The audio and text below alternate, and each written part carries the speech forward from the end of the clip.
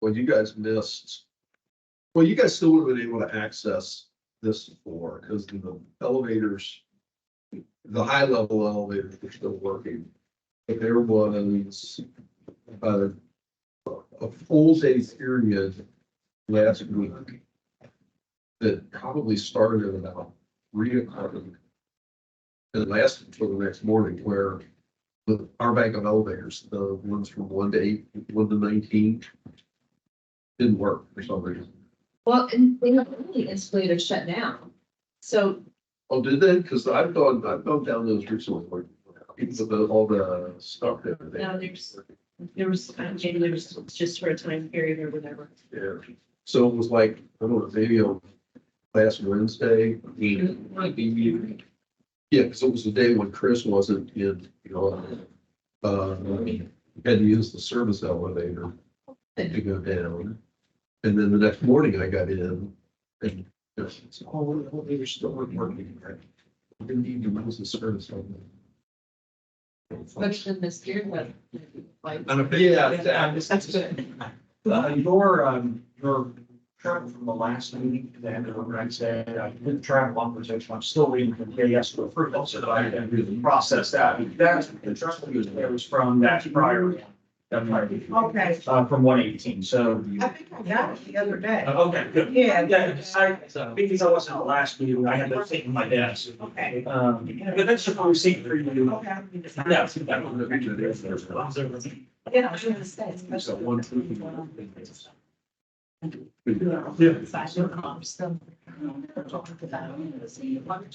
The floor looks great.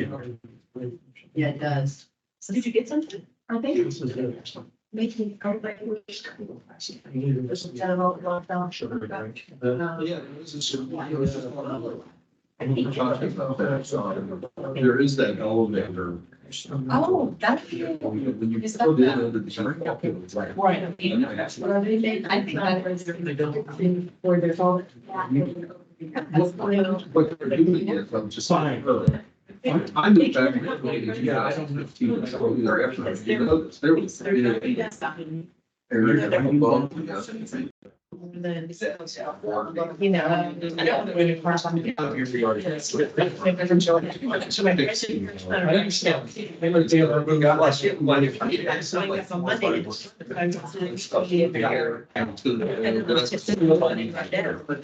And then. But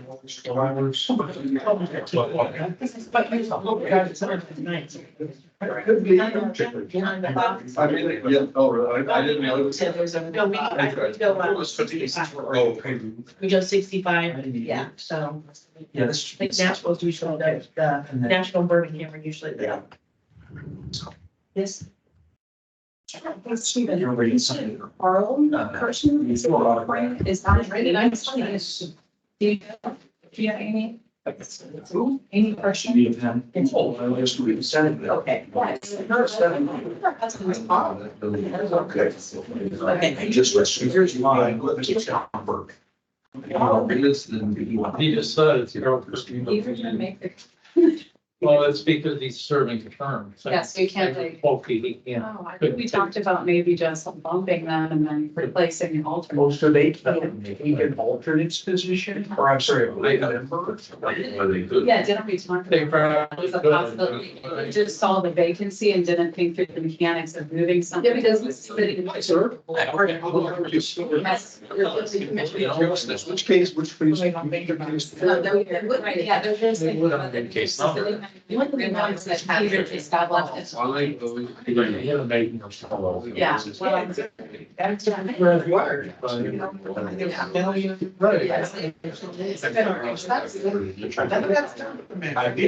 Well,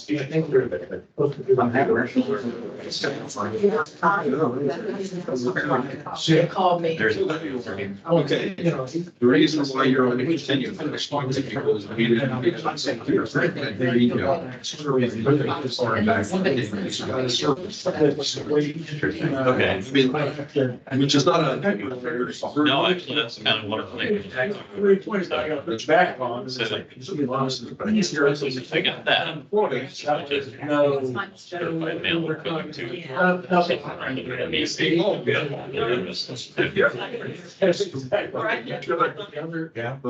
okay, you got our number. If you want to have fun sometime and just want to really come up with some stuff, you can go to the postal service. Online, go to the website, do searches on it, certified mail like this. Yeah, yeah. And just put your number in and see where it goes. Because I was saying, last week we had a number of cases. We jumped from what we said last week. I had a number of cases in Cincinnati. Yeah. And then we go, let's fair for that's that. And we attempt to figure those. Then it says, yes, give you a notice, it's going to be returned instead of us. Then it said, we're till we need to be. So that was the last good. Yeah. Since I've been doing it here, and so there was a one point. But you could- During COVID, we were working. Yeah, yeah. Mail service in the States, and we'll just send a mail out. No, that- Just send it to your house. There was one time where- Hers was vacant, there's they didn't fill it out. Right. Get it right here, they'll say, like, Right. Right.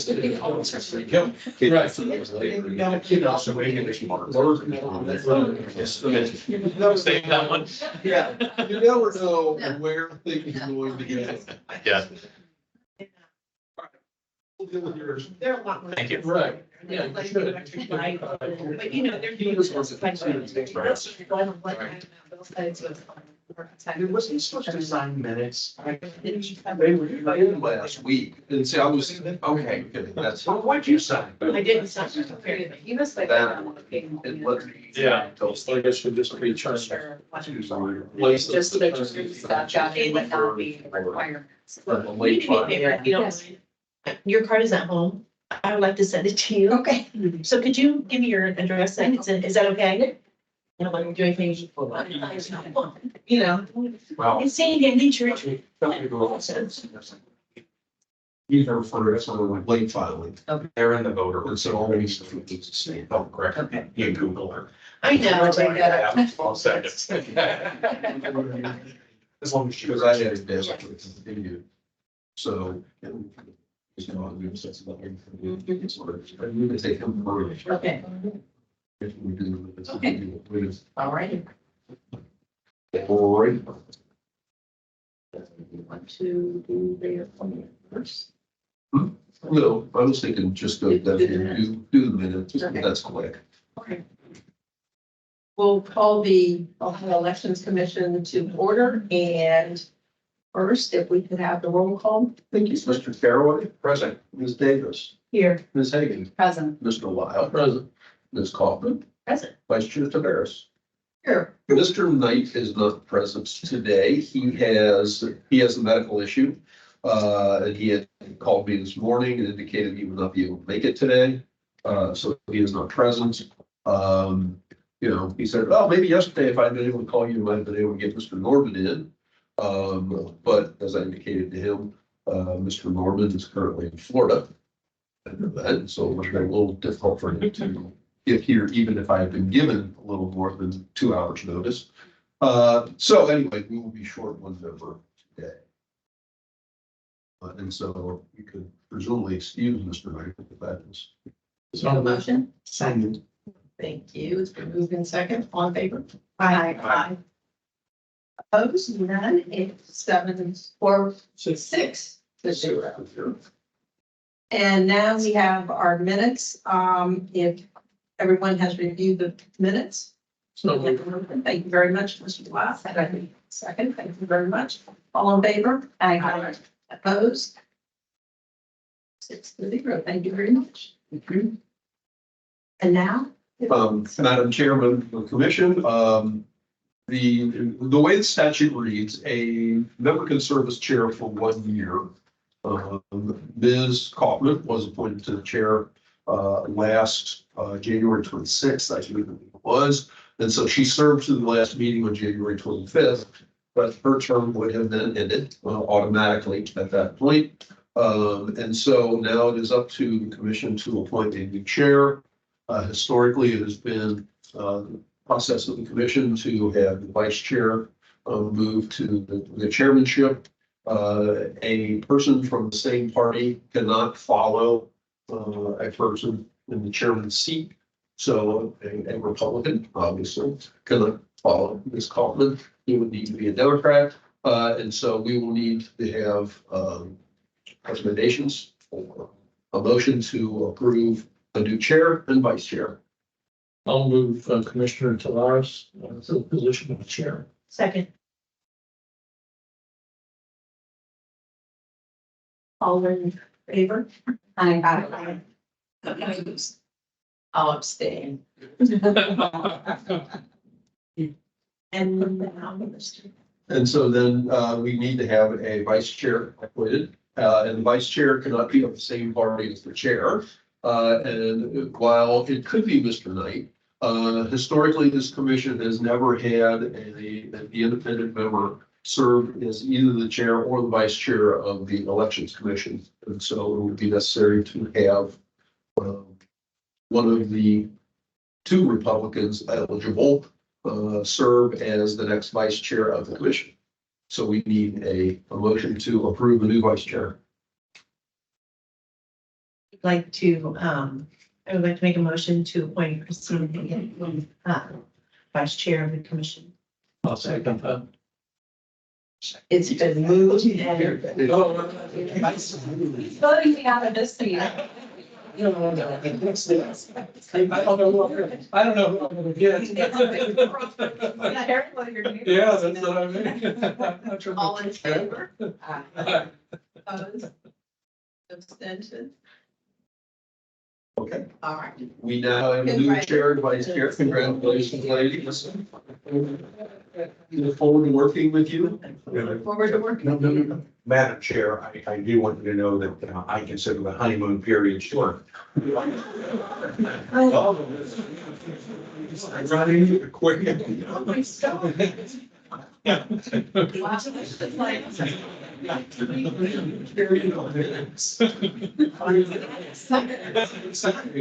That's for her, Madam Chair, that's for you. It's been a similar day already. It has been. Thank you very much. Okay, we were going to take one of our cases out of order, and if you look on page 2, under continue for service, Mark A. Justice in Hudson City Schools, and that's case number 2023 R-503.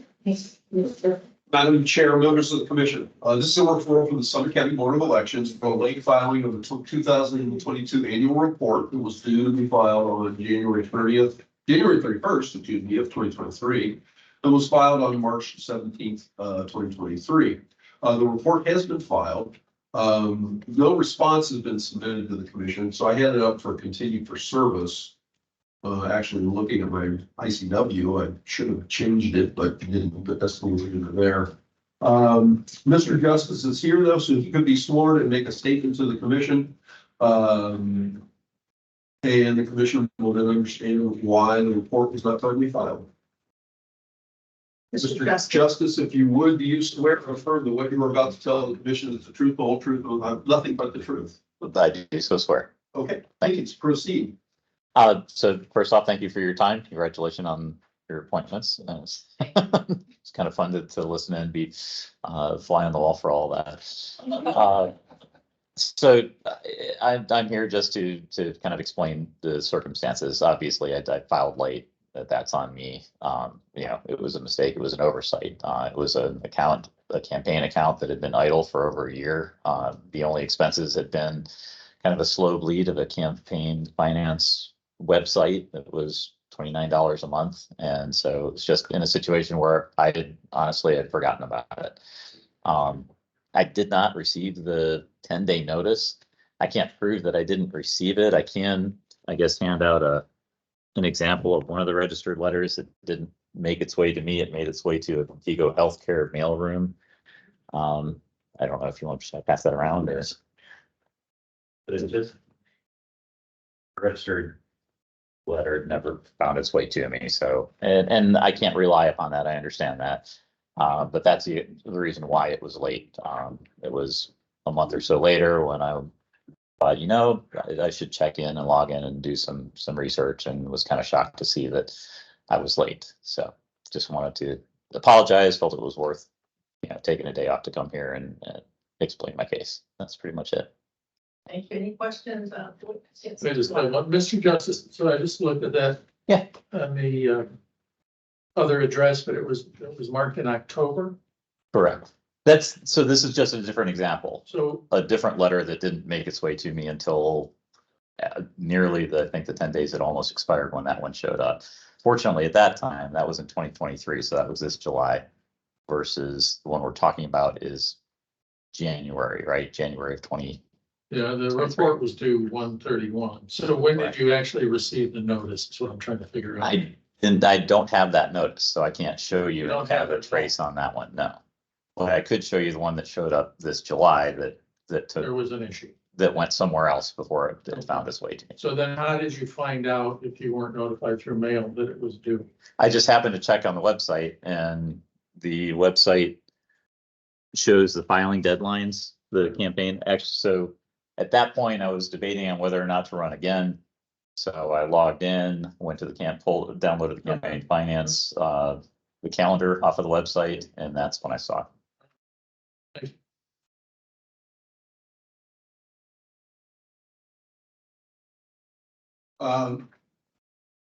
Due to the length of time, that the report, from when it was due to when it was filed. So my normal recommendation would be, to find the violation, impose a fine of $50. Of course, if the commission wants to take into consideration Mr. Justice's trip, down here to address the commission in person, and make a different finding, that is understandable to me. Madam Chair. Yes. To the executive director, is it a first time offense? Yes. Yes. No prior. Thank you. Is there a motion? Madam Chair, I will make a motion to find a violation of good cause on those fine referral. Second. Thank you. Been your cousin. Yeah. you got That side over there. it. Besides, A lot of leadership. Look out. Hey, you know what? A good contest here. It's been moved and properly second. All in favor? Aye. Any nays? Okay, that is 6-0. Mr. Justice, you were bound to violate, but we're good with honest and no fine. Thank you. Thank you. Thank you. Thank you. Can I get my letter back? Oh, yeah. they need it.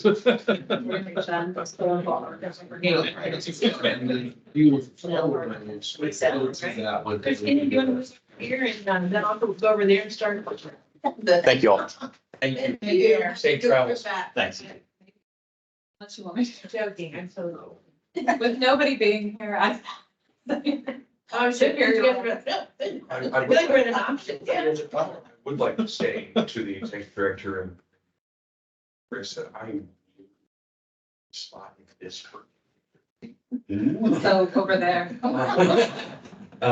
I like to, when I'm lost, which is frequent, I can ask Chris, he can tell me where I need to be, so does that one. Vice Chair, I recommend new seating assignments just to ensure people can set in new spaces. Give another name. I'm kidding. I'm kidding. Well, if we could move on to our group recommendations. We've got two that were withdrawn by the Board of Elections, the Norris Hale, which is 2023 R-519, and Hudson, and that's 2023 R-546. Those matters are withdrawn. A board, anyone who files a complaint with the commission has an ability to just withdraw a matter prior to the commission taking it into consideration, and that's what was done here. So no further action is required. Thank you very much. The next are dismissed as the committee was terminated with the filing in the previous case. Yeah, I'm sorry. As I look back at prior matters, if you look at the ICWs, when we dealt with those matters, a part of the finding was that the matter was either the finding was part of the matter was terminated, or filings that were submitted to the board terminated in the previous finding. And so I recommend that we dismiss these matters since the committee have already been terminated. And those are 2023 R-534 and 2023 R-540. We need a motion? I believe so, yes. We have a motion. Second. Okay, it's properly moved and second. All in favor? Aye. Opposed? That is a 6-0 vote. The next category is good cause, and those are 2023 R, all of them. 487, 489, 490, 492, 494, 496, 500, 501, 504, 505, and 551. Mr. Richter. These are all matters that are first time before the commission. The reports have been filed. A response was submitted to the commission giving an explanation. And the reports were filed within a week to 10 days to 2 weeks of the due date. And so therefore I'm recommending that we find a violation for good cause not opposed to finding for the matter of the prosecution. Did I answer the questions that the commission gave? Any questions? There are motions? So Second. All in favor? Aye. It moved and second and approved. Is everybody else aye? We didn't say aye. Aye. Okay, that's a 6-0. We're gonna need a. Yeah. Well, Yes. somebody get the votes and somebody. Okay, the next are the category of the $50 fine, and those are all start with 2023 R, 495, 498, 506, 513, 525, 544, and 545. Madam Chair, members of the commission, these are all matters that have been at least generally speaking, these are persons that are before the commission for the first time. Filed a report, submitted a response to the commission, but the filing was made well beyond 10 days to 2 weeks from the due date. And so my recommendation to the commission is to find a violation and impose a fine of $50. I'm going to answer the questions the commission. Any questions of the executive director? Is there a motion? So moved. Second. Thank you. Been moved in second. All in favor, say aye. Opposed? Vote is 6-0. And the next case, I understand we're going to have a recusal on this case. This is number 63. It's 2023 R-549. Mr. Richter. This admittedly, no, I think you're fine. Sarah, we're just dealing with this one case and Okay. the circumstances of the case. This too is a case where, give me one second, check. The report has been filed. A response was submitted to the commission. It gave an explanation for why the report was not timely filed. Say, I thought there were priors. There have been priors, if you were to look at the ICW. The response from the respondents is no intent of not timely file. Problem arranging the signature for the list of treasurer is the executive secretary. For the union is often traveling. The report was less than 1 week late. This was a relatively short period of time for when the report was due to be filed, but not filed. There have been obviously a number of filings. The last one involved a $50 fine, which is because it was such a short period of time. And I think that the treasurer indicated he was trying to get a signature from somebody else to file the report. So there was a, kind of a change in personnel. I took that all into consideration rather than recommend a $100 fine. I'm recommending a $50 fine. Again, I'll be glad to answer any questions that the commission may have. Are there any questions of the executive director? Madam Chair, Yes. I'm not seeing that ICW. That's because what you have there are updated ones. Okay. That was one of the original recommendations that I made. I didn't bring up my set. My only question, maybe a concern, but a question on this. You did say there were priors, but I was shuffling through papers and didn't. How There were, in 2014 and 2017, the commission had two cases involving two different treasurers. we found a violation, but for good cause and not impose a fine. In 2022, there was one case that was dismissed. I think it was because it was filed beyond the statutory timeline. Case number 2022 R-388. There was, excuse me, a late filing of semi-annual reports, and the commission found the violation, imposed a $50 fine in October of 2022. And now here they are back again. And just because the report was only, I'd say 6 days late, but you add in a weekend in there, it's about 4 days late, maybe. In his explanation of trying to get somebody else in the union to file, to sign off. I just took that into consideration and thought $50 fine was equitable. Let's hope it doesn't happen again, because then I'd be less inclined to take that into consideration, but that's my located explanation for where I'm coming from. And typically, we've got this ladder, right? So if it were not $50, then the next step up would be 100, Correct. right? Two good cause. One was Correct. dismissed and one was 50 for this pay. Madam Chair. Yes. Director Richter, is this the same treasurer from 2022? to Yes. Current, okay, Yes. thank you. Yeah, Madam Chair, I'm just seeing a little. Obviously, the violations are not severe. They're within a few days. We certainly see worse, but I do think that it needs to be escalated to $100. And I'm happy to make that motion. So the motion has been made. Is there? Sorry. Can I have a question to that? I kind of felt the same way, however, because the treasurers have changed, is where I'm kind of leaning that it's someone different. So do we fault the individual or? I'm sorry, Madam Chair, did you say this was the same treasurer? Did I misunderstand? This is the same treasurer from the case in 2022. Yes. Okay. That was This is the same dismissed. treasurer. Well, there was one that we found a violation as well. Oh, I missed that. Okay, Yeah, thank you. what we dismissed, and the dismissal, I'm not sure why I didn't lay it out there. There was a series of cases, there were about 30 cases that we got from Summit County that were all filed beyond the 2-year statute of limitations.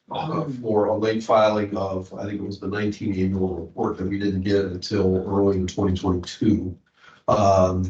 After the 2-year period had passed. And so I just had to summarily dismiss all of these matters. But he still was late. Let's see, what is that? October 13th, 22. Give me a second.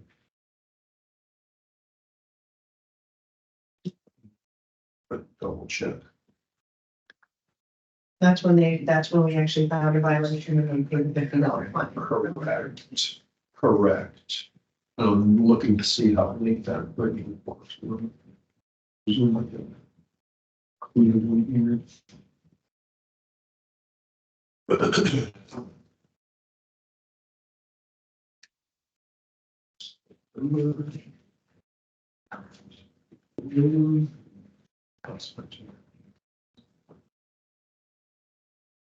that was for two different semi-annual reports, Correct. the 2020 and the 21. Correct.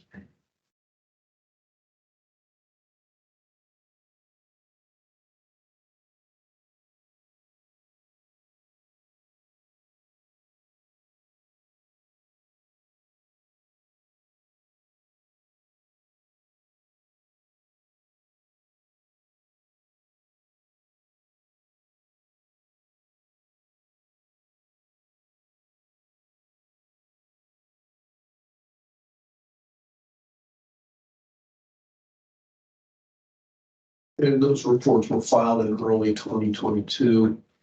The explanation given there was the only activity during this period in the committee's account was for bank fees. During this time, the staff was working remotely. No one entered the building except the secretary treasurer. No, every other week, their file was initially an oversight. So I obviously took that into consideration as well. When I made that recommendation, take into consideration some of the concerns with regard to COVID at that time. And that was the basis for the $50 fines in there, but I don't necessarily disagree with you. I'm merely explaining where I'm coming from. No, and Mr. Richter, your explanation, I'm fine with $50. If that's the way that, you know, the will of the commission. However, I do feel that there have been multiple issues within a relatively short amount of time. And so I just felt like, you know, $100 would be more in line with our traditional process of escalating. Is there a motion? Well, he had made a motion to find One- violation. Okay. Second. Okay, it's been moved and properly second. All in favor? I, Opposed? It is a 6-0 vote. So 5-0. That's right. I'm sorry. Okay, thank you all. Next, we're going to move to the consolidate with case number 2023 R441, fine violation and impose a $50 fine. And this is case 2023 R509. Mr. Richter. Do a quick double check, so I just, I was about to say all these are cases where, the report, in all cases, the report has been filed.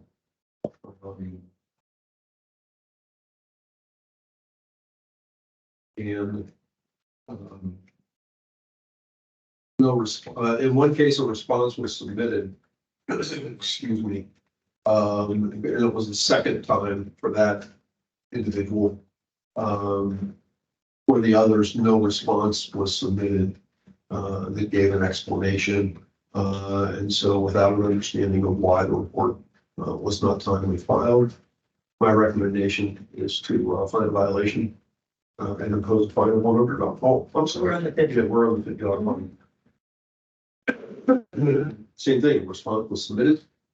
I think these are the only two matters that this person's been involved. Was getting ahead of myself, sorry.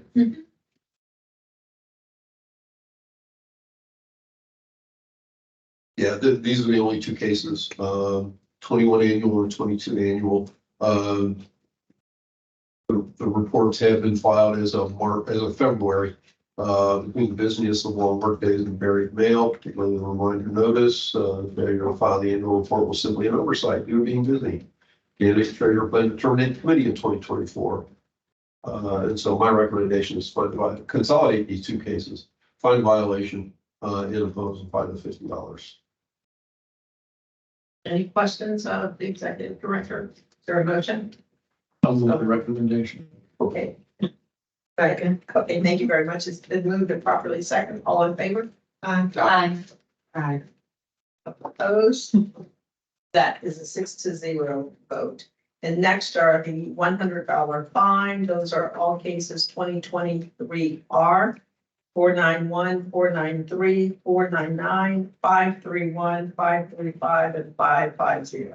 Thank you, Madam Chair. As I was saying before, well, I was getting ahead of everybody. Sorry about that. Case 493, this is the second violation. It was a $50 fine imposed in the previous matter. And now back a second time, report was filed, a response submitted. In all the other cases, the report has been filed, but no response was submitted given to the commission, giving an understanding of why the report was late. And so my recommendation in all these matters is fund violation and impose a fine of $100. Any questions of the executive director?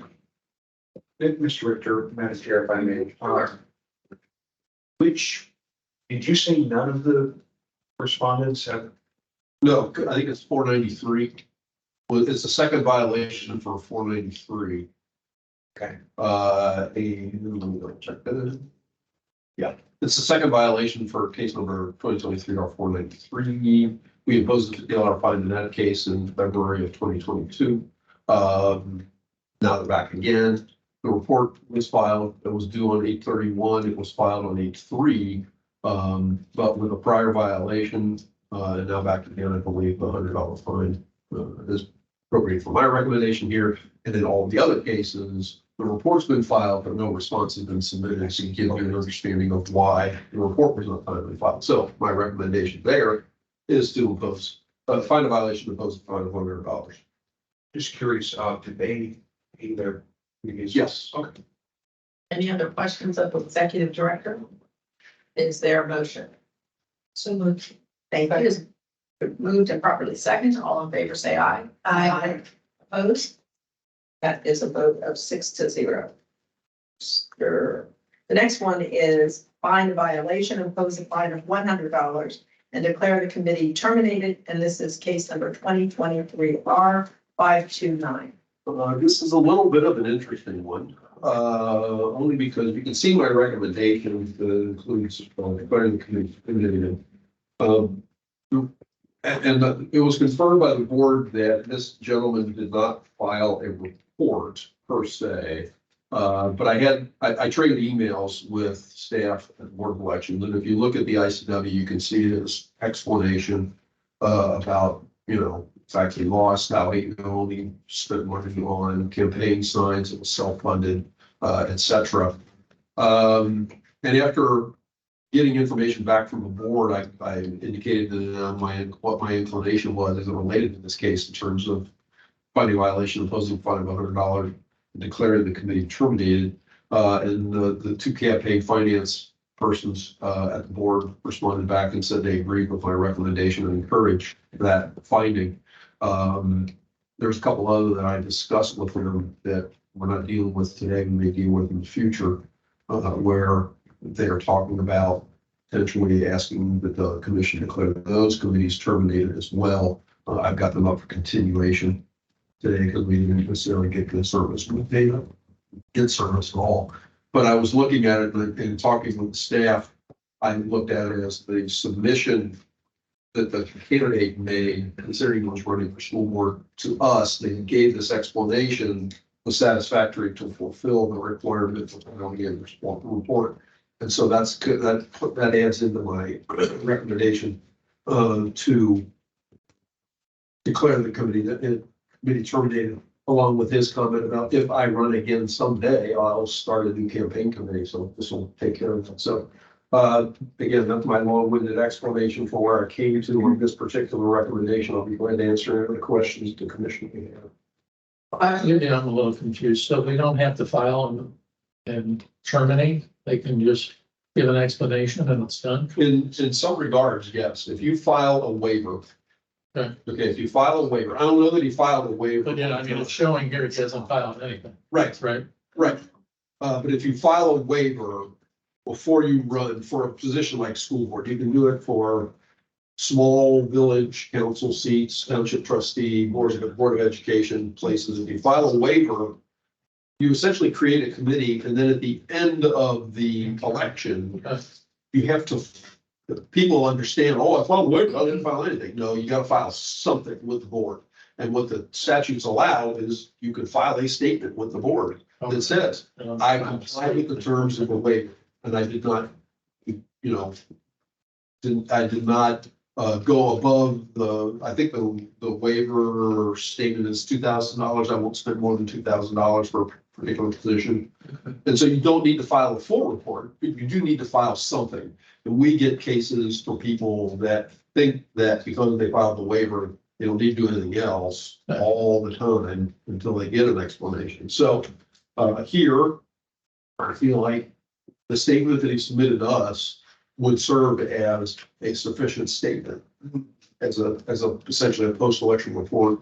So he didn't get around to doing the annual that says, I didn't really do anything, I'm done. And so, like I said, as I talked with the board, as I exchanged emails and said, I didn't talk with them, the board was satisfactory with this recommendation. That's the base, that's kind of the basis for it. It's a little out of the ordinary, but because he talked about trying to dissolve my campaign, please dissolve my campaign. If I run again, I'll start a new one. So I thought with that kind of a request, I thought this was the most efficient way of moving this forward. Thank you. Any other questions of the executive director? Is there a motion? So moved. Second. Been moved and properly second. All in favor, say aye. Aye. Opposed? That is a vote of 6-0. Next cases are the $150 fine, and there are two cases, 2023R507 and 508. I'll double check quickly, but I'm pretty sure these are cases where this is the second time for these Actually, it's, well, second time recently, for both of these circumstances. Where we had previous cases, we found a violation with a good cause not opposed to fine, they're back again. While the report was filed, no response. No, actually, one response was submitted, but the other one wasn't. And the report was almost a year late, and he had other violations in the past. And so my recommendation on these matters is to find a violation and impose a fine of $150. Questions of the executive director? So moved. There's been a motion. Is there a second? Second. Been properly second. All in favor, say aye. Aye. All opposed? Vote is 6-0. Thank you very much, Mr. Director. The next are $25 a day with reconsideration option, and those are all cases 2023 R 497, 512, 526, 527, 530, 536, 537, and 539. Mr. Richter. The report has not been filed in any of these cases. I got confirmation of that from the board of election staff. And so, it's either the first time the person's been before the commission or second time. My recommendation is to find a violation. And impose a fine of $25 per day until the report is filed, to give the slain or the respondent, the opportunity to have the matter reconsidered if they do file a report and submit a response to a request for reconsideration. Questions of the executive director? Is there a motion? So moved. Second. Been moved and properly second. All in favor, say aye. Aye. Opposed? Vote is 6-0. The next is consolidate with case number 2023 R 453, find a violation and impose a fine of $25 a day with reconsideration option with the payment of $250. And this is case 2023 R 522. Mr. Richter. There's an outstanding case that I'm recommending we consolidate this with. There are prior violations. The most recent case that we decided in May of 2021, we found a violation of fine $25 per day. That has not been complied with. Prior to that, we did find a violation, so it's a fine of $150 against this inmate, and that was paid in March 2021. And so I'm recommending that we consolidate these two matters, find the violation, impose fine of $25 per day, and give them the opportunity, give the respondent the opportunity to have the matter reconsidered with the payment of $250. Questions of the executive director? Is there a motion? There a second? Second. All in favor? Aye. Opposed? That is a vote of 6-0. Thank you very much. The next is $9,325 plus $25 a day with reconsideration option. And this is case 2023 R 538. Mr. Yeah, this is, again, repeat violations. This is the next step along the line in the process. The last finding was to find a violation, impose a fine of $25 per day, giving the ability to give the candidate the opportunity to have the matter reconsidered with a payment of $250. Now they're back again, and so the $9,325 reflects $25 per day from the date this report was due, which was the 22 annual, due on January 31, 2023. And then $25 a day on in the future until the report is filed. I'll be glad to answer any other questions the commission may have. Any questions on the executive director? Is there a motion? So moved. Is there a second? Second. All in favor, say aye. Aye. Opposed? And that one passed 6-0. The next cases, they're all 2023 are continued for service, and those cases are 488, 502, 510, 511, 514, 515, 516, 517, 518, 520, 521, 523, 524, 528, 532, 533, 541, 542, 543, and 548. Those are contingent, Madam Chair. Yep. Thank you very much. Yes, that are the continuation request as well. Okay, the next one is continue to allow for consolidation with case number 2023 R568. And this is case 2023 R547. And this one will be continued, everyone. 568 is on the next meeting, so we will have a resolution of that point. Thank you very much. Next for reconsideration, reconsider the matter, vacate the previous imposition of the per diem fine, impose a fine of $100 and declare the committee terminated.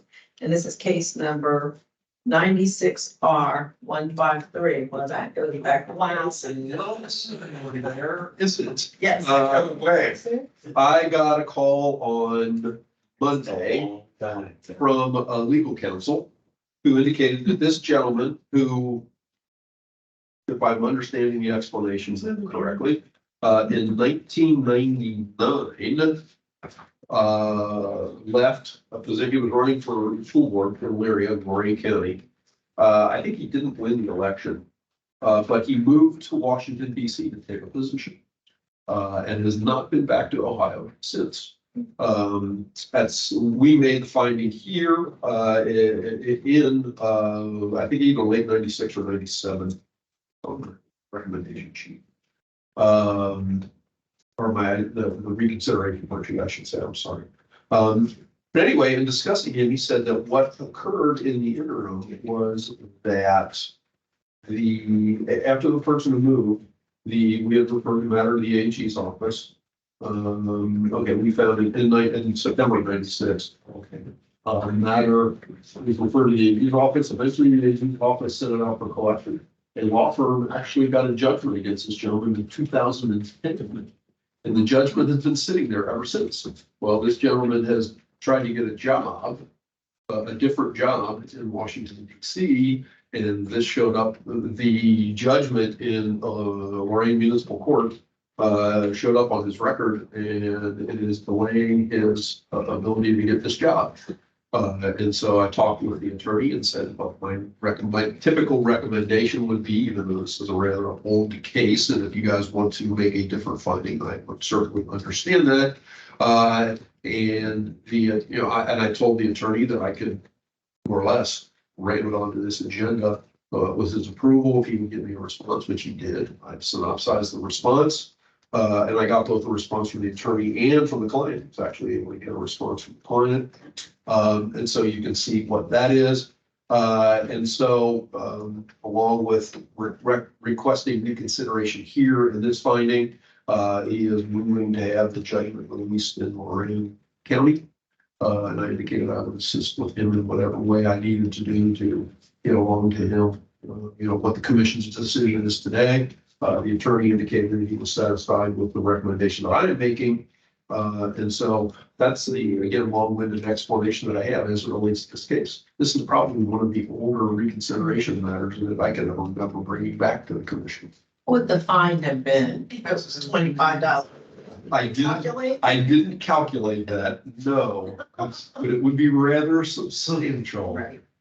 I have so many questions, Madam Chair. First, so the judgment that was filed on him in Lorain County, do you know what that amount was for? How much approximately? Well, if you go out, 10 years from this finding in '96 across $25 a day, probably $60,000 or $70,000 would be my surprise. He fell out of his chair whenever, frankly, he $9,500 a year, 10 years. he probably forgot he ran for school board. Yeah, it could be. Or we don't hear it, Exactly. My only concern, I have no qualms with the recommendation. However, taken into account the resources that this gentleman cost the commission 20 plus years ago, and now that we are extending assistance to him to help him with the situation that he caused, and I'm not saying you shouldn't help, but you should. My only question would be, is $100 enough to $250. Yeah, I mean, that's certainly, that's not an unreasonable question. I just kind of looked at it as, and I appreciate what you're talking about time-wise, but as I'm looking at generally, with the priors, well, one good cause prior in 93, and then in a standard case of $25 a day, for us to and then bring a case back for reconsideration. That's normally $100 for it, and that's what I was operating on. Yeah. That was what I was operating. And taking the length of time out of the equation, Correct. it's.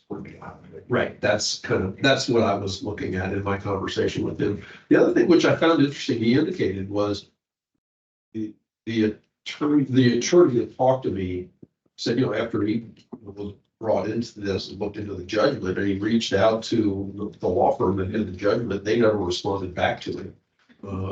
They probably didn't have fun. They may not have, yes. And In some stories. right. And part of my reason for recommending that we declare the committee terminated here too is, kind of the standard to IRS regulations in terms of your tax returns, where you're required to keep them for 7 years. That's been generally the accepted process for campaign finance filings as well. You're supposed to keep them right around 7 years. I think we can all go back 7 years and figure that 1996 is a couple of years before 7 years back. So the likelihood of the board even having anything related to this guy in their records is incredibly slight. And so I feel like the best recommendation, or the best thing we can do here is just go ahead and declare the committee terminated. In case there's any other issue with that. So Did he never receive, oh, I'm sorry. Madam Chair. Go right there. well, Thank you. I'll interject quickly, just say, based on what I got from the attorney, he moved to Washington, hasn't been back to Lorraine since. And however, the law firm got the default, it was a default judgment against the gentleman back in 1990, when they acted on this. The county court, he had already moved out of state at that point. So never received any kind of And mail. yes, never really received any kind of mailings on it. Would be the only explanation that I could understand, yeah. That was my question. Apologize. Yes, no, I had a feeling that's where you're going, that's why. Yeah. And so, Commissioner Davis? But I guess to that point, collection firms tend to skip trace. Yep. To locate addresses of that magnitude. And it sounds like a gentleman that went to DC for employment. So he's not someone who's really in hiding, I would assume. And so it would have been, and we have no way of knowing if this firm actually did send him something in Washington, where it was, right? right. And then in 2010 is when he realized that this was an issue. No, he never realized, according to the attorney, he never realized that the judgment was acquired against him in 2010. Yeah, okay. He only became aware of all of that when this came up recently in his, Employment search. job, his employment search. Just out of curiosity, do you know what type of, job? No, I did not ask that question. Just curious. Yeah, no, I did not answer that question. Yeah. Yeah, and I mean, I don't disagree with you, but it's like, and that's, there are times when I haven't had that many conversations recently, but every once in a while I'll get into a conversation with somebody who's doing collections. They'll say, hey, we've got this case, we're moving forward, we've got a judgment against this guy. And, I would tell them, I'll regularly put matter of fact before reconsideration and, we'll get a lesser fine. I said, but I will discuss with the attorneys, et cetera. I want to make sure you're covered. And so either tell me, what it is that helps you get covered, or, I'm not going to agree to anything with anybody else that doesn't allow the attorneys to get back whatever. But I felt like in this situation where judgment was acquired in 10, here we are in 2024, they haven't reached out to me. According to the attorney, when he tried to reach out to them, and I got the impression it wasn't just one call and they didn't reach back out to me. They never reached back out to him. I'm less sympathetic toward them not doing anything with a judgment that they got against this guy. I appreciate he may be out of state, but presumably they could have done something else, trying to get him to bring this in compliance. If they didn't do so, okay, sorry, I'll take my $100. And, after we get our $100, Chris will tell the AG's office to stop collection and pass it along. And we'll pass along a note to the attorney, this thing, we're satisfied. Hopefully it'll go away for him. I'm not always sympathetic to somebody who's let something go, but when the attorneys aren't getting back to them, hey, sorry for your luck. Any other questions of the executive director? Mr. Bowen is the, runs the mayor's office and religious affairs. So that would probably be why we watched. That would sometimes be why, particularly with public position. Yeah. Yeah. He's probably trying to be elevated and that would pop. It can be problematic, I'm sure, so. Any other questions of the executive director? Slip my mind. Okay. Yeah, I was there, but I don't. Apparently. Is there a motion? I'll move the executive director's recommendation, Madam Chair. It's been moved and properly second. All in favor? Aye. Opposed? Vote is 6-0. Okay. We shall stay in good favor with both. There you go. Yes. Okay, we are finished with our OEC agenda, except our other business. And we wanted to have our discussion concerning the criteria to assess mission operations. Mr. Knight, who facilitated this original discussion, I think he and Commissioner Lyle, and then Commissioner Vice Chair Hagan submitted some surveys to the members of the commission. Commissioner Hagan, you want to start us off on this discussion? Yeah, I think the first question would be, do we want to have it in absentia of Ernie giving, oh, go ahead. Yes, We he can forward said that. he wanted us to move forward. And he is on the Teams link. Yeah, can you hear me? He and I discussed that morning, and he emphasized he didn't want to delay any further. Okay. He wanted to go forward. And so I told him that I would pass that along. And I said to him, obviously he couldn't participate in any of what we just did, but considering that what we're doing here is not, Business. official business of the commission, I didn't have a problem with him participating this way. And so I don't know if you. Well, we like to that. Yeah, He's in. He's in, Yeah, he's but in. for him to be able to communicate. Yeah, Okay. I already did. you already did. Okay, all right. So Ernie, can you hear us? Yeah, my volume might be down on there, so we weren't getting any type of feedback. Let me try not to do it on. This was the other one from last week. Okay, so anyway, Yeah, he just, This was. Yeah, last week, the other day, sorry. Was it wondering about the card? Can you hear me? This is when I was looking at the responses, I was like, wait, This was the one where you gave your recommendations for actions, like goals and objectives or something. this guy. You can solve it. that's not gonna help. we just call him on the cell. Sorry. Are Yeah. you able to hear me or not? Yeah. I guess not. Because he's unmuted. Ernie, we're trying to get your voice Yeah, so the okay, commissioners can hear your discussion. got it. Because you can't hear me now. John's calling you. Pick up. No, I'm just kidding. Hmm. The first time I've actually called Yes, Yes. him. All right. Mr. Knight, do you want to start the discussion? Sure.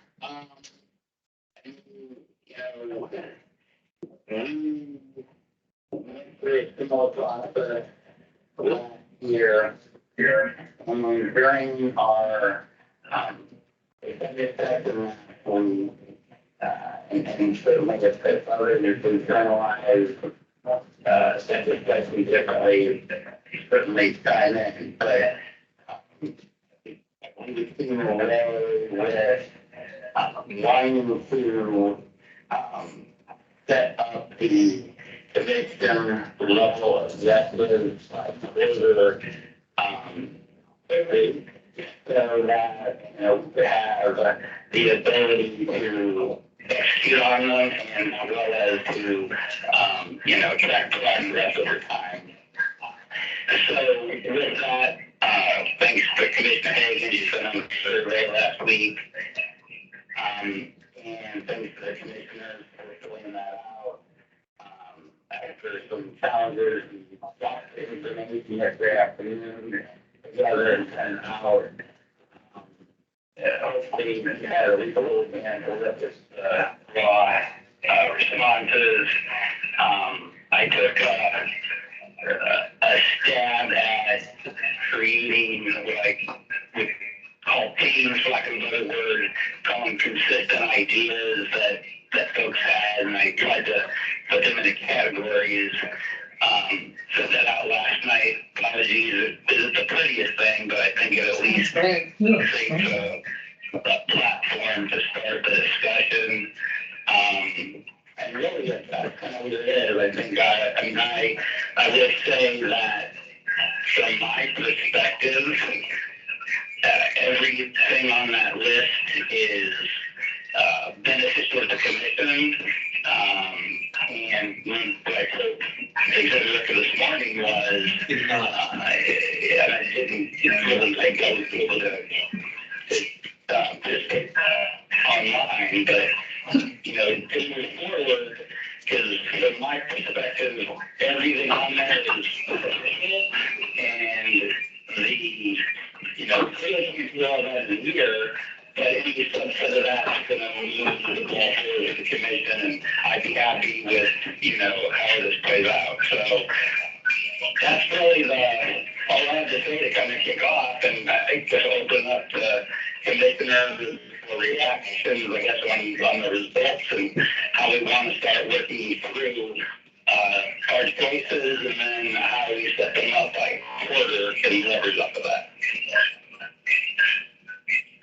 Yeah, thank you very much, Ernie. I want to say no thanks to you on my end. I simply sent that survey out. So it really is a composition of everybody's responses and Ernie's willingness to shepherd it and break it down for us and kind of elevate the highest areas of need.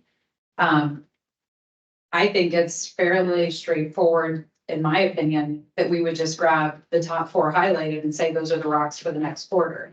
And, you know, even if you're not able to achieve these things, at least those are the goals. Those are the things that are focused on.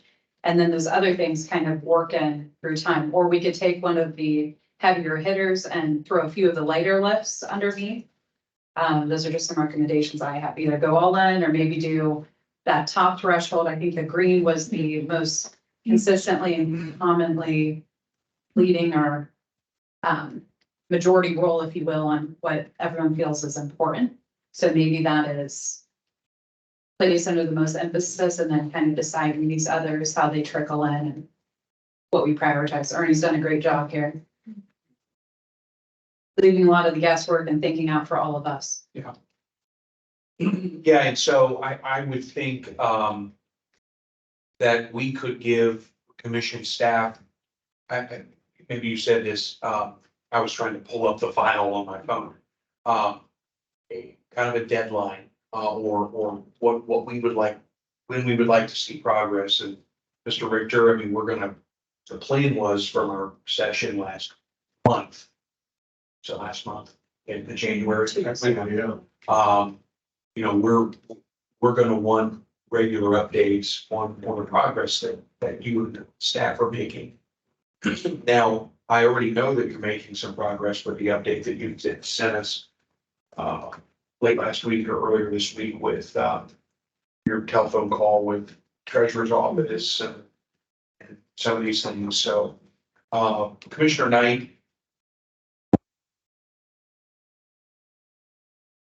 Ernie, you there? Yeah. When did you feel that, when did you want to give Mr. Richter some direction as far as what our expectations were on when we would like some of these things done?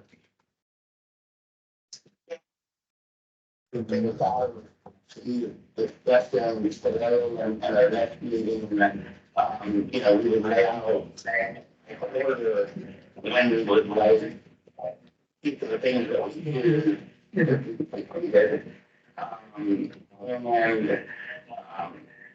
the items that in the survey that was made that I think we discussed, I'm pretty sure we discussed this, I think it's items, was that we would have as an agenda item for each meeting of the commission, a update on where those quarterly goals are progress-wise. And then at the end of each quarter, we talked about even potentially going into executive session to kind of review on a quarterly basis how things are tracking vis-a-vis the goals that we set. And Mr. Knight, this is, Commissioner Tavares. I guess I've always thought that you negotiate with the executive director which goals over a course of the year you're going to tackle first. So I certainly would want this to be a collaborative effort with the executive director as opposed to, you know, we're gonna tell you and the team, you're gonna do all these things in quarter one, quarter two, quarter three, quarter four.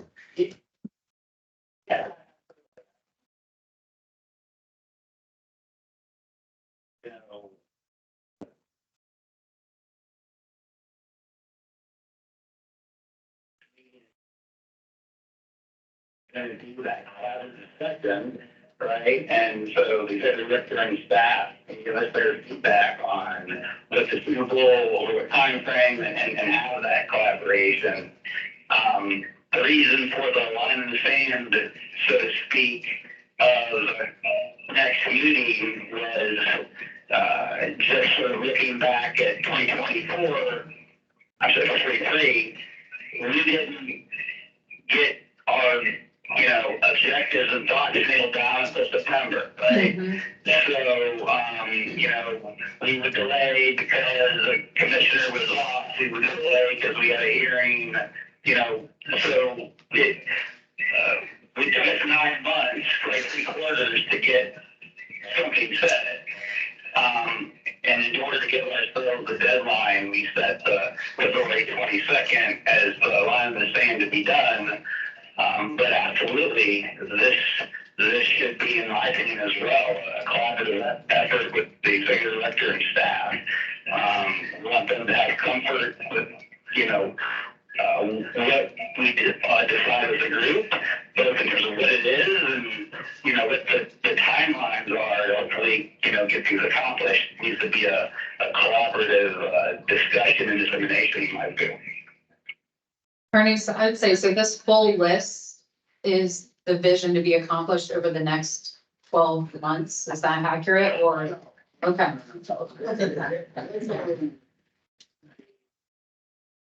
The full one list.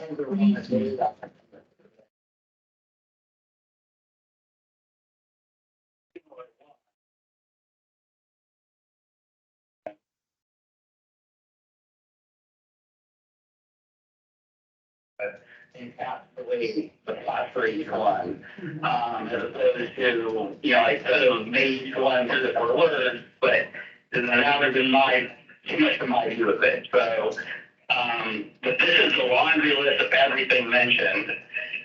In my opinion, there's no way we could do this all in 12 months. We don't have the resources or the time.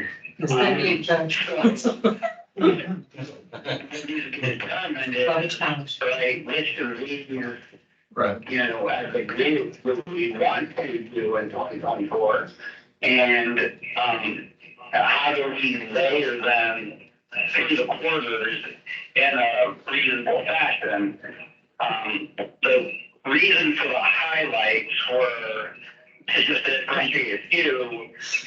There were 3 that were the most mentioned. One in particular, case management system, was more than double mentioned than anything else, right? So, it seems pretty clear that's one that, you know, at least the commission members are highly in favor of tackling. But, you know, executive director and staff may have a different view. That's part of the reason for this. Then we had two other high ones. The yellow ones were things that we either have to do, or I came away with the viewpoint we agreed that we wanted to do it in the executive session. As an example, the budget plan for the next planning was mentioned by a few commissioners in the survey. I'm pretty sure that we have to do that, right? And we talked about adding the executive director update for each meeting. So that I thought was agreed on, you know, but we could certainly change it.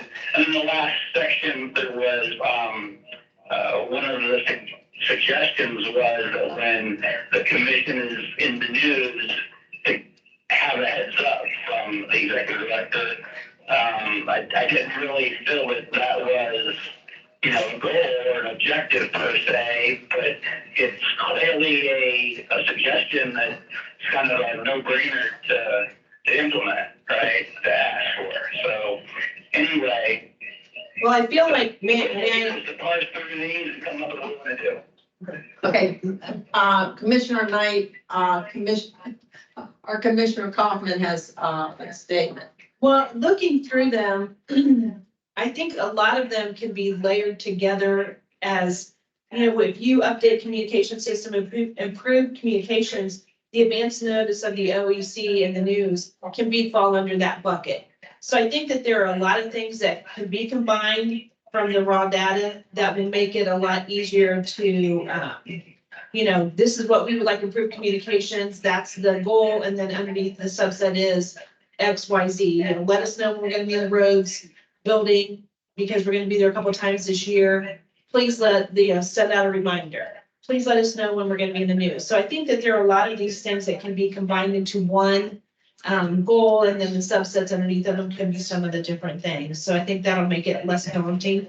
And maybe we ought to ask Phil which of these things are already in motion or transpiring. For example, the budget, something he's already doing. We're not recreating the wheel there. We're just having an expectation of time frame for review. So maybe even starting now, then we know, okay, those things are underway.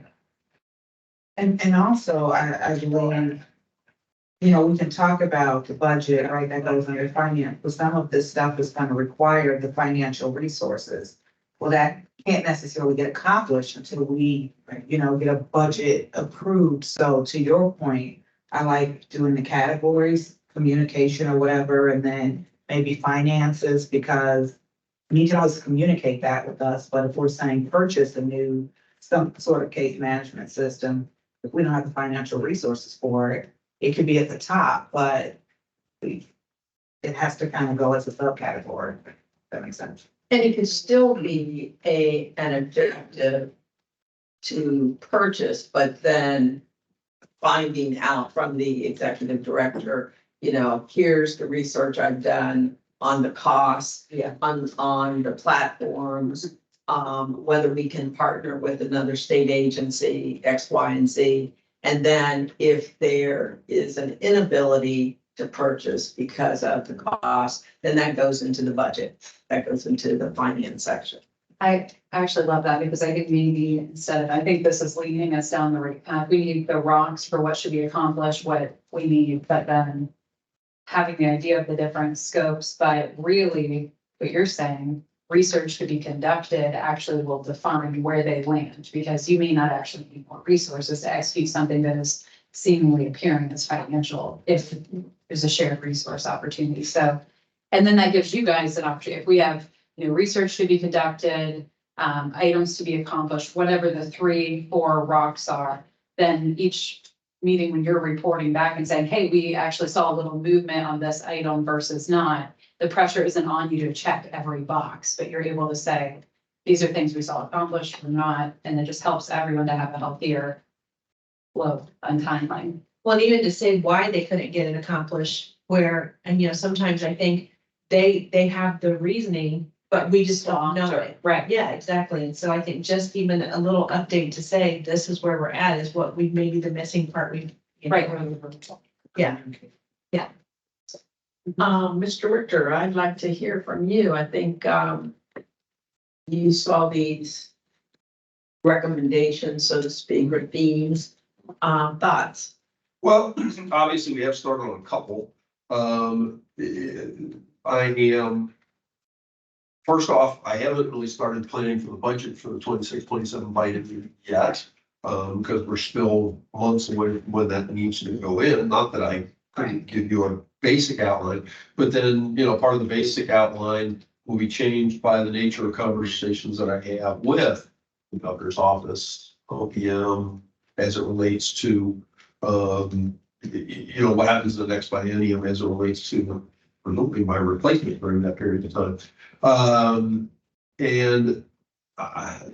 Chris and I had very preliminary conversations about the case management system a while ago. And thought we were kind of making a little, I don't know if I even want to say progress. We thought we had a good open communication, and then the company just kind of dropped us like a bad habit, and never got back to us any further. So we can try and do that, move that forward.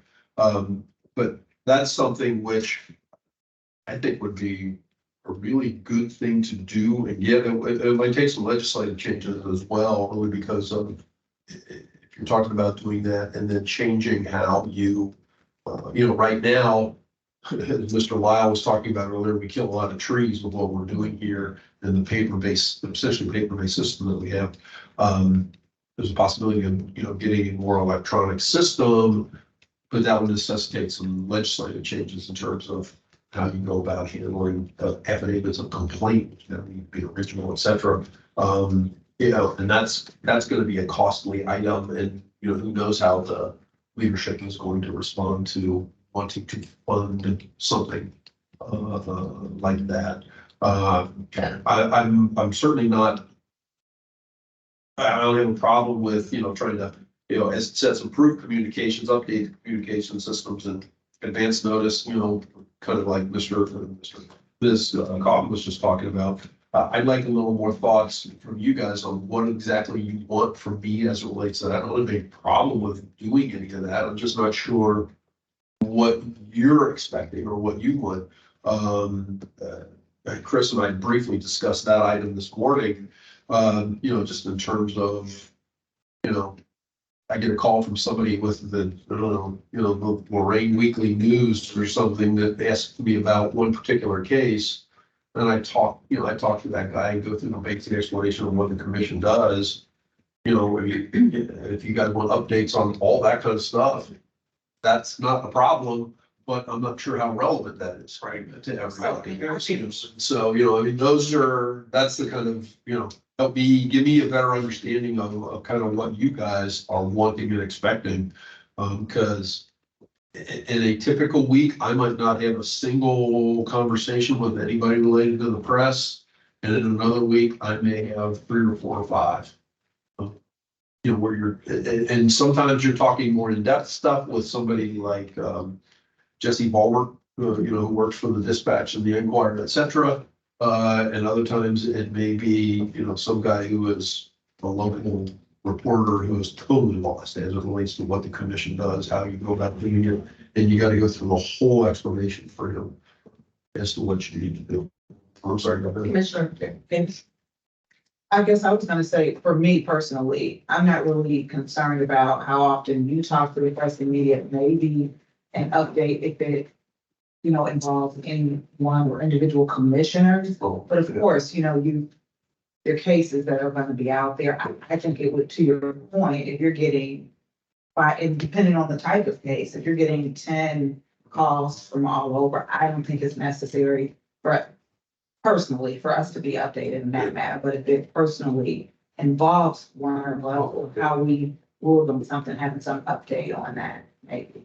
and just to piggyback on that point, I think if the conversations with the press, is something that we need to be aware of in case we're stopped, because it is on the website. And so some of us are right here in the Capitol. And we may be pulled aside or they have our phone number. And, you know, to be blindsided, I mean, as a former legislator, you never want to be blindsided. You want somebody to be able to take the call and get a sense of what the reporter wants before you get back with them. And so that's the only kinds of cases that are most important to me. If you're getting lots of calls from reporters and sometimes they think you as the executive director might be holding back and they're gonna try and get one of us. So, we'd rather be prepared. And I guess that would be the only thing for me. Wait, I think, and Madam Chair, if I can add. Yes. Under that, please, I'm the one that suggested it, and part of the reason I'm a big click reader, so I remember that, you know, if you can get the department or Office of Management budget clips sent to you every day, forward them to me, because I'm a news junkie, but, I view it as more of a one of our hearings, you know, and not necessarily high profile, but these preliminary reviews in the morning sun, whatever, no. But particularly when it is something that rises to the level of, you know, it's a whole hearing or it's making the news, just give us a heads up. I have a Google alert set up for the Ohio Election Commission, so I get automatically, you know, alerted whenever we appear in the news, but, we're good. So, yeah, sure. And man. Yes, please. And I found it particularly interesting when, for example, Mr. Elkins, you sent us the actual clip of the court. You know, I mean, it was an article and then it had the, you know, the actual proceedings as part of the article. And that was very fascinating to me because that's something that was Sure. quite contentious and, you know, not on our end particularly, but, you know, he was very adamant. And so, and honestly, then for him to come back in front of us, that was really helpful to know exactly what had been decided because, Yeah.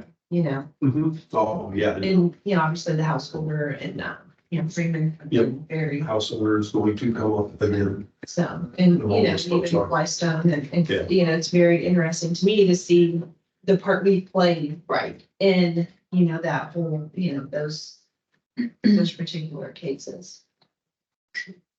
I was gonna build on all of that and make a recommendation on the Google alerts. And that way you guys get pinged, we just get pinged, or if any one of us are singularly mentioned, just to be aware of, but we could each do that individually too, as was mentioned. So. Yeah, if you have, is it through the email system? I set it up so long ago. Yeah, me too. I'm like, I don't remember. I'm sure you could just Google, set up Google alerts, as I do with nearly everything. Yeah, but, No, it's all, if you can find it. yeah, we had, Yes. last Google alert I got was, the Cincinnati, railway sale case that we had in here long too. And, you know, the Channel 9 did a story on our decision, that evening. So, you know, it's just interesting to see, you know, them covering the work of the commission, and sometimes the lack of understanding. Of what our authority is, yeah. Or what we actually can do. Yeah. People are like, are you going to polls? And I'm like, no. I give it up. Interesting.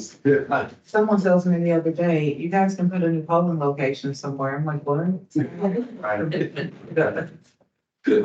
And just not saying Google alert, it's like that'll show you step by step. So, if you know, Commissioner Knight, he's still on the phone.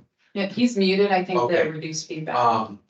So in regards to the case management system, Mr. Richter, I want to be fairly clear in my position. Having never used a case management system, give me a little leeway here in some of the things I'm going to say. So there are a few state agencies that I know use case management systems that are non-judicial like us. Board of Tax Appeals, for example, Board of Nursing, there's, you know, the State Board of Education, I think, you go through their grievance process. I do not necessarily believe that we need to change the way that we accept an original affidavit. I mean, that's in the law. Right, I mean, I don't think we go and request legislative changes in order to have a database. My primary concern for the elections commission is when Mr. Hughes told me that, for example, we're using Microsoft, Access we're doing it a very antiquated way that would make it much easier for you and Mr. Hughes and Ms. Springer. And then the other, so for example, input filter, it's gonna bring up case documents and all that yards rather than you having to go and track. I'm assuming that middle room in the office is probably a whole lot of paper files, right? Years worth of paper files. Not criticizing, I still have savings accounts on my bank. I mean, I'm pretty old fashioned. But when, for example, someone wants to submit something after the original complaint, then if they want to make a motion on a case, for example, my suggestion is that they would be able to do that electronically rather than having to go through the mail process. Or they're already doing it, right? In email, they can already email them to you. Motions. I will allow persons to email me those kind of things, yes, as long as they're sending along an original separate. Okay, so, that would, in theory, if we're gonna have to seek legislative changes, that does about change my opinion on the kind of case management system that we need. The one thing I think for certain, maybe my colleagues disagree with me. For example, this is hand generated, as you've told me. Yeah. This should not be hand generated. It is taking you, over you, whoever does it. It's taking a long time, but you don't need to be spending on it. Well, I mean, it depends on what you mean by hand generate. Yeah, what I have to do is I go into, I have a document that I go into fix access first and, search for, let's say, a meeting date. And then it pulls out the information, a lot of the information as it relates to those, the names, what the allegations are, et cetera. Now I have to go back and get prior cases, because all we have is a listing of the cases in the database. We don't have, a link to go back and get that information. So you can't just query at the top of that access to pull up all the cases with X, Y, and Z name? Not with the document that I have that I create there. I mean, I could get if I did a different kind of query, I could get it by name. But what I do is by the commission meeting date, and it pulls in all the basic information. And I still have to go through and look at the information, what their response is and put that in there. Well, sure. Report is filed, those kind of things. That's the only reason why I'm saying, because there's some information that is automatically pulled in, and others that I have. It just seems like, for example, in the county court, in my county, I want to check and see who has nothing. Yeah. I can input their name and boom, bring it up and see any time that they've ever been.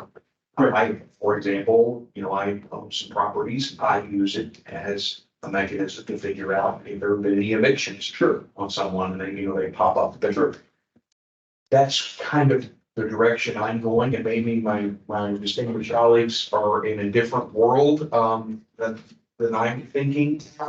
I'm thinking about accessibility. I'm thinking about time savings for commission staff, efficiency, and the most important is continuity.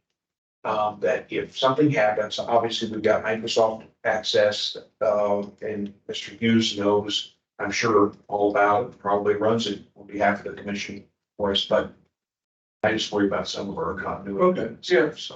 So my question, I guess, would be, so I leafed through here, Michael Callahan. He was a case today. Right. So you had to, you can't put in Michael Callahan and then all of this automatically upload, you have to go back and look through each one. I guess I'm not understanding like how, What I normally do is using that as an example. Okay. I create a document that has the candidate's name, the committee, the treasurer, what the allegations are, who is referred by. And so all of that information is basically loaded in. And then whether there are prior cases involved with this individual or not.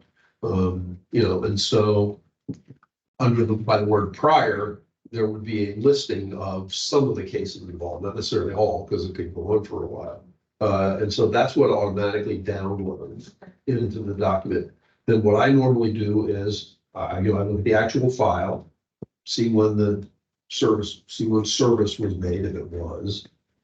If they submitted a response, take that response and synopsize it into the explanation. If the board has reflected that the candidate has filed a report, they will do that on their form. They give us that we get the basic information from. And I will put that in there. If not, then I'll either get back to the board, or anymore, I can look at the board website and get information as to whether reports have been filed. Not always updated, but sometimes it is.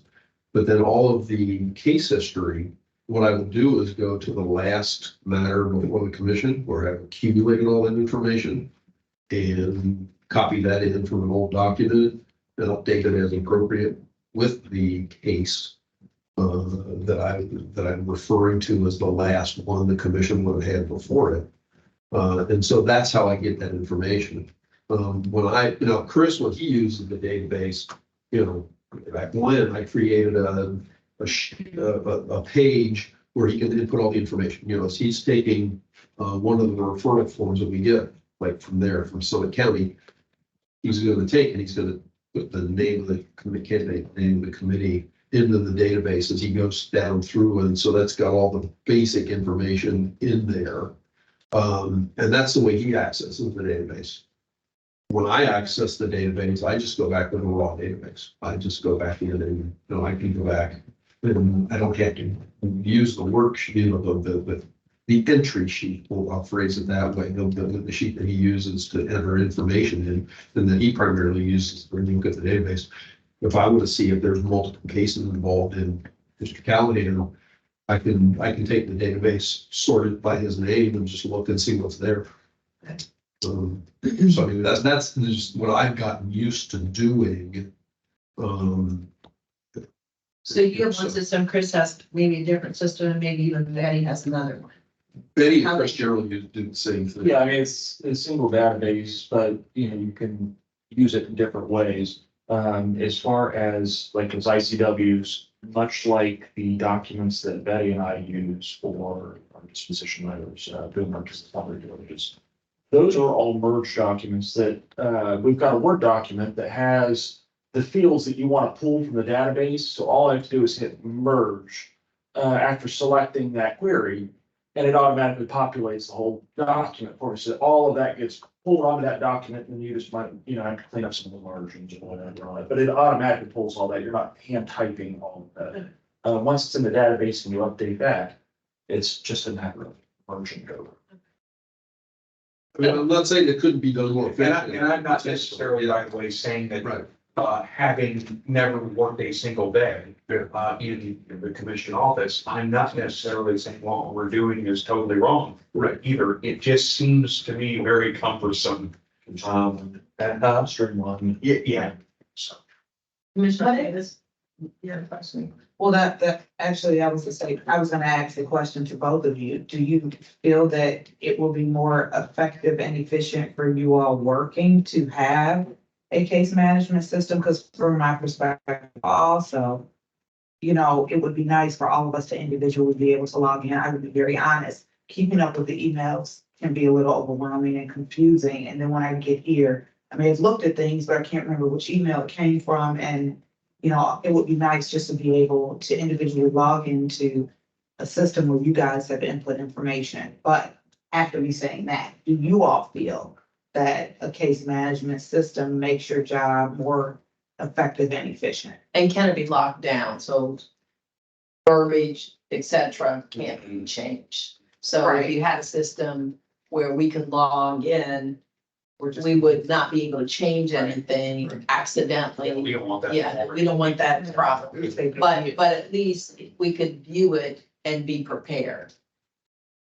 Wow, and that I don't know the answer to, because like right now, if you go to the website, and, you know, there is information on the website, we take basic information, like similar to what's on the ICW there, and put it out there for people, so they can track a case or an individual name, and see what's happened in cases that have been before the commission. What we have worked with DIS on setting up is the way of doing that is we extract a portion of the database, like I'll go in and collect information from, let's see, I think I last did it in December, Chris, I can't remember now. When I did It's it, right around that. I don't remember exactly. I had to get on the back end to see the data. but I'd go in and, I'll take the meeting information from, let's say, if I did it in December, I'll do it in January.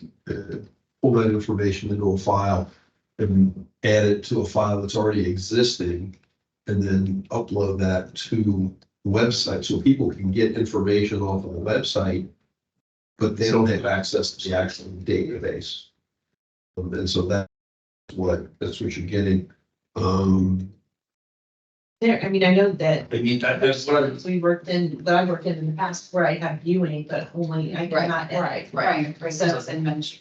To your point, Commissioner Garwood, you know, if you're going to a county website and you want to look up someone's criminal, so I mean, even a divorce or something, any court system, we can't change anything, but we can go and review by, querying whatever that information would be, and that would be the same for us. And to me, it's in real time, right? Because you constantly do get updates, and it would, I think, would save you from having to actually do it and then send it to us. We can just kind of. May I share with you? I think it might help all of us. I did a quick search. I kind of was looking at this. I'm like, okay, how do we break this down? It's rocks, maybe it's research, but revitalize and act on. Maybe those are the three things, and we throw things in those categories, because this is going to be a lot that overwhelms or paralyzes any one of us. But I just did a quick search on this particular conversation for best and cheapest or most inexpensive CRMs. And then I did one even better, and that was, what does the state of Ohio use? And so what came back is OBM has a contact center. They say OBM Shared Services provides support to our agency partners throughout our extensive contact center operation. Fully operational contact center facility currently supports the OBM Shared Services business with a team of experienced associates with expansive capability to serve your business needs. I don't know if we can kind of work with them to get that, but they deliver a call center solution that provides the following capabilities: Cisco Unified Contact Center solution, which includes the following screen pop-ups, which put pertinent customer information in front of the associates, and as the call arrives, a voice over IP telephone system, phone headsets, and wireless headsets, which provide clean sound and advanced call feature capabilities, and automated call distribution system, which allows for efficient routing of direct calls to skilled associates who can address the caller's needs. Customer relationship management system, which allows for the assignment, tracking, and management of call requests using either existing Oaks solution or an agency solution provided by OBM Shared Services. Zoom quality management, which allows for recording of audio and video files of every call for quality assurance. OBM Shared Service associates respond to and provide solution to requests by email and fax inquiries. Automated offsite electronic backups and business continuity agreements are in place to ensure smooth business transactions. And then their systems also provide comprehensive metrics reporting on key performance indicators, average speed of answer, service levels, and call abandonment rates. Additionally, OBM utilizes real-time screen monitors and communicates similar metrics. So it looks like they have a lot of what we're shopping for that they put forward for business needs. So maybe there's a way through shared services to say, can we get that at a discounted rate or a shared service rate? And maybe you're already utilizing a lot of this. I know, mentioning Oaks, et cetera, we obviously have access to that, use that to some degree for some of the management that you're doing with all of us and our healthcare, et cetera. But is there a way to make it state of Ohio client facing and utilize that CRM system, which seems to exist in Ohio, to better optimize our management? I'd love to know what the feedback from other agencies are. agencies. Well, I mean, it'd be. You're right, you're right, you're The absolutely right. CRMs are not all the. Yeah, but It's a not- CRM versus no CRM Yeah. feels like a step in the right direction. If it's, But at least it's one to look at. right, yes. Yeah, And yeah, that's a good, I think that's a good way of phrasing it. I don't have any problem looking into it. And maybe that would be the case. And again, it's been a few years since I've reached, and what Chris and I did was, I've originally talked to, the Franklin Court's office. And obviously, they're gonna have a much more robust system than I would need here, and I talked to their vendor essentially, and I thought we had a pretty good conversation about possibility. At the same time, and I think Chris may be able to add to this as well, we had conversation with the folks in the OIT and DAS. And let's just say I didn't walk away with a very comfortable feeling that the state's technical people that we talk to at least were in a position where they would be able to help us take our database and get it into a different system, let's put it that way. Navigate. There's a feeling I got that it was gonna be one meeting plan. You know, we'll figure it out, we'll figure it out together. We'll Right. figure it out together. We haven't done this, in this manner, but we'll figure it out. Right.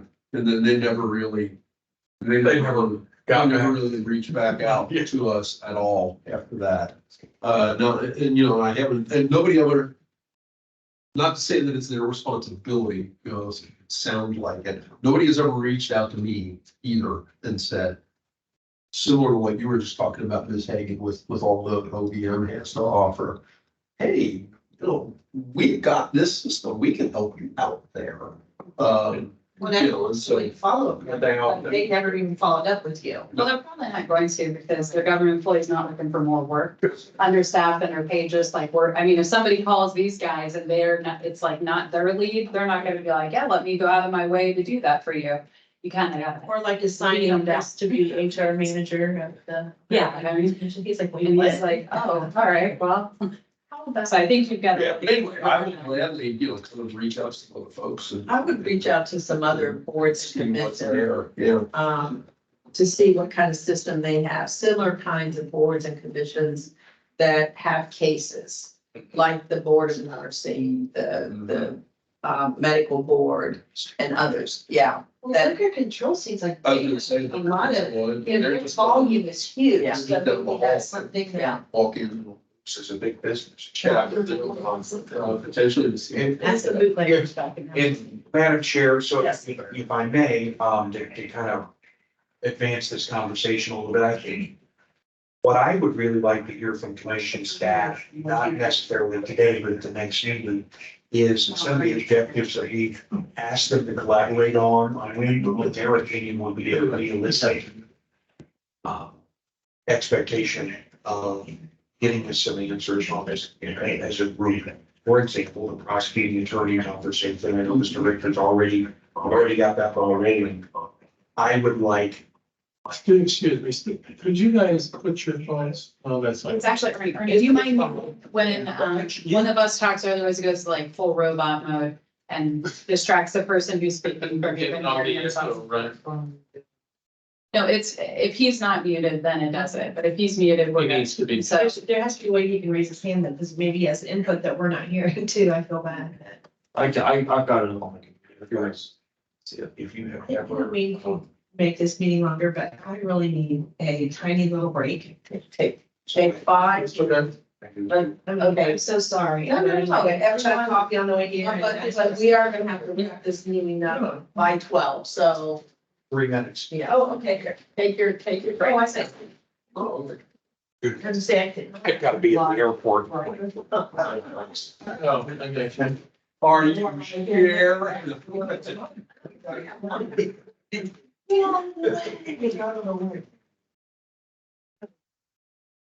My traveling buddies, I'm gonna drive down. You know, mine would be potatoes. I'm just. I would get some of that. Yeah. That's my advice. And I'll get the chance to do it as I'm and my wife will look back and. Commissioner Lyon. You have the candy, you shouldn't be eating candy during the live and stuff, that, never eat those candies. Then you go eat that. I eat them. Yeah, I'm with you. No, I'm a salt person, not really a sweet person, but on a car ride, I don't know, I just.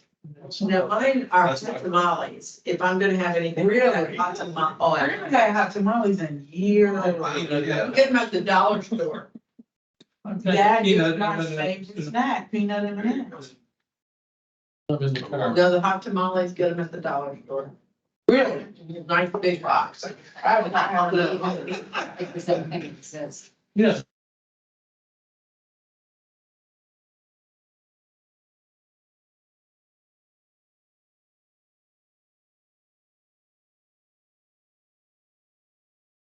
You do Ruffles? For the dip. No. The you're- Lay's for the flame chips. Me too. And for the, what's the We have. real we have crunchy to ones? see. It depends on how Kettle, our customers. the kettle, how many those are items Lay's. that are in there. Lay's. How hard do they have to? But for my put them in? dip, Are they going to I take prefer them Ruffles. electronically? See, I can only do transcribe them, dip put them in? It will take some work to make it speak the same language, but I think Oh, the Jerry. Yeah, that was kiss. But see, I like. We have 80 a week. So I we're do gonna pay too, every 2 but weeks. Just, Too much. It's too much. Okay. Dairy Mills is a little, the Dairy Mills. function. But you still have. Mhm. 20 to 30. What's that, Cape Cod? I like their chips. Yeah, Cape Cod chips are And really, Miss Vicky's. I mean, we used to. I like the Vickies, I like Cape Cod. Everybody's name. And I love, Database. is it Same Ruffles, kind of the thing. sour You know, cream and everything cheddar? was there. Oh, yeah, those are. Oh, dipping those in that French onions? So were they active? Those may have me some tonight. Yeah. They're probably. I'm trying to get some. I don't know, Going back. Yeah, 15 different keys. or- one for your till tomorrow. Oh, that's good. Yeah. Oh, last night. And our membership service. Was that done? you know, Yes. Actually. keys that we could access. Thought about that, and I was. Yeah. Right, but you could still. Reminder, Which but is yeah. what. Really did. All these things. Much better than It's just hard to keep everything. It's like that. But the athletic club. Oh, yeah, you're not. Yeah. That's good. So will fill. A lot of legislative, a lot of talking, saying all good. As I said, I feel like it would just. Republicans and legislators. If that- Because it- You know, But they're all looking for a place to eat. I'm sure. but, you know, I think. But I mean, I know when we did ours, it was a lot of money, So, a lot of money. 20. Yeah. Yeah, because I just finished house that big house this time. Oh. I'm sorry. But that's why I think these systems exist. with the state. Like I. Yeah, I know, I get you, that makes sense. It's gotta think, but it's. I try to keep up with Yeah. it. I don't. Break ones of these. The public policy, old state thing, and you were one of the speakers, that's not gonna be a number. Wow. Yeah, so with all the elected, you know, different elected officials. Yeah, you know, I would just say indirectly, I can see that being part of the. It was all. You know, so she can't go start first, we'll win. Uh-huh. That's another. No, it's one. Okay. No, it's just one. Well, Yeah, well, that's a lot of prices. It's political. Okay. Robert, you can get a lot of fire. Well, incredible. They're not coming down. See, I like to compare yeah, I put it here and the yellow together, or here and. And I remember doing 2 or 3 things. I didn't shoot one. Yeah, stick them together. At the same time. But you were helping, we're going to a couple of different events, Red's name and other things. It's been years since, I think, since we moved the conference around. It's been English County now. Oh, wow. Okay. So, The, yeah, I can remember getting the participation. Yeah. Way back. Thank you for that, brief break. You are part Madam Chair. Okay now. We're back in order Okay. and, any more discussion, Mr. Richter? I don't think so. I mean, I will look into some other, try to hit on some other state agencies to see, where it is that they've gotten their management systems from and start those conversations here over the next couple of weeks. We're moving forward with the, electronic payment system. Was that fruitful, that conversation? Very much so. I've been a little slow over the last few days with the meeting coming up here, getting a form back to them to open the account, but I was filling it out earlier and I'll have it signed and sent back to them today and we'll get back into an office. Then they're gonna have somebody working with, primarily with Chris, on how we will add the access point to our website that will allow payments to come in that way. Down the line, I'm anticipating we'll have, I'll reach out to not only county boards of elections, but also the auditor treasurer of the county to say, hey, we're doing this. You're gonna be able to pay us electronically if you want to do so. Because, and then based on conversation with the treasurer's office, they've indicated that now even a lot of the smaller counties, are involved with the electronic payment system. We've seen it, at my work, we have a retirement plan for county employees. And, 5 years ago, a lot of these smaller counties were remitting a paper check with the employee deferrals and an Excel file. And now most of them are all EFT, which is, it's safe. There are certain things that always stand out in my mind. And I just remember when, it's been probably 12, 15 years ago that I first been doing something like this, maybe 12 years. And I remember getting myself reamed by a county auditor. How can you ask us to do this, and so it was, and it was not one of the smallest counties either, as I recall. But Rarely the county. yeah, but it was, it was a memorable event for me. But anyway, now it seems, which is no surprise. I mean, obviously a lot has changed over the years. So